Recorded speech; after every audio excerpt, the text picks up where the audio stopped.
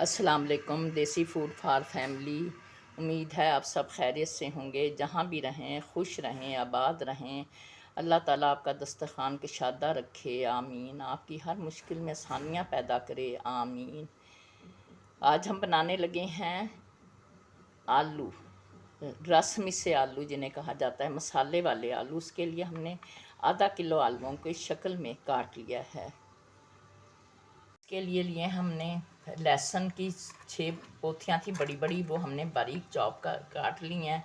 1 tablespoon हमने ली हैं मिर्चें, 1 टीस्पून हमने लिया है धनिया।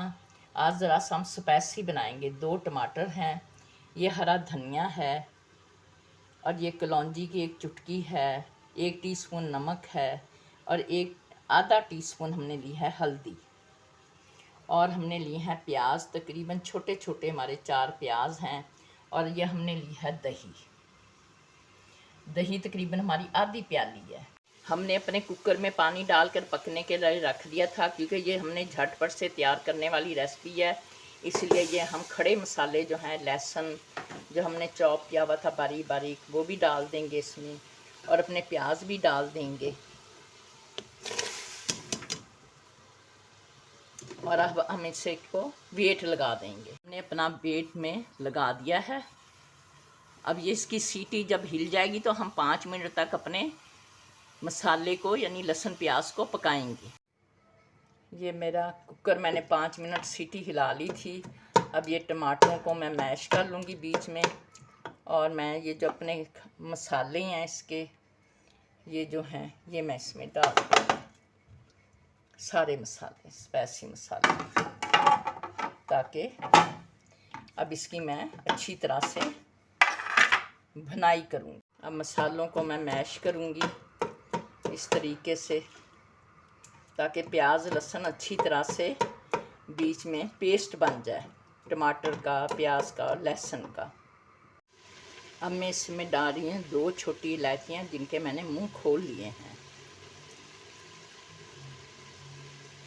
मसाले में से इलायचियों की बड़ी भीनी भीनी और बड़ी अच्छी सी खुशबू आती है। ये इसलिए डाली जाती हैं ताकि खुशबू के लिए, और वैसे भी मैदे के लिए बहुत अच्छी हैं। ये हमारे मसाले की भुनाई हो रही है। अब हम इसे अच्छी तरह से डोई से ही मैश किए जा रहे हैं। हमने इसे ग्राइंड नहीं किया, बल्कि डोई से ही मैश करेंगे। जब हमारी भुनाई हो जाएगी तो फिर हम आपको दिखाते हैं। ये हमारे मसाले ने ऑयल छोड़ दिया है, आप देख सकते हैं। ऑयल अलहदा हो गया है, मसाला अलहदा हो गया है। अब हम इसमें डाल देंगे आलू, और फिर 2 हरी मिर्चें हैं हमने इसमें डाल रहे, और आलू हम अपने धो के हमने पानी में भिगो के रखे हुए थे। हमेशा आलूओं को पानी में ही भिगो के रखना चाहिए, वरना ये काले पड़ जाते हैं। अब हम इसकी अच्छी तरह से भुनाई करेंगे आलूओं की।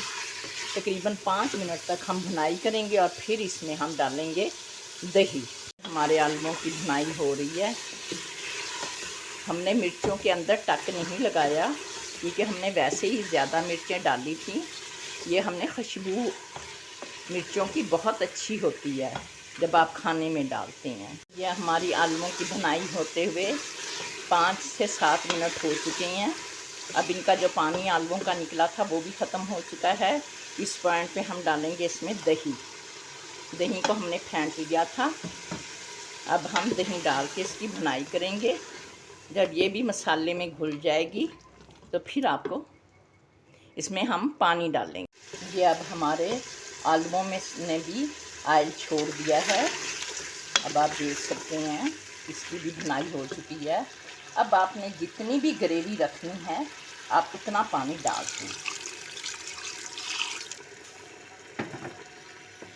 इसका बहुत ज़्यादा पतला सालन अच्छा नहीं लगता, बस हम इतना ही पानी डालेंगे जो पक के इतना रह जाए हमारा।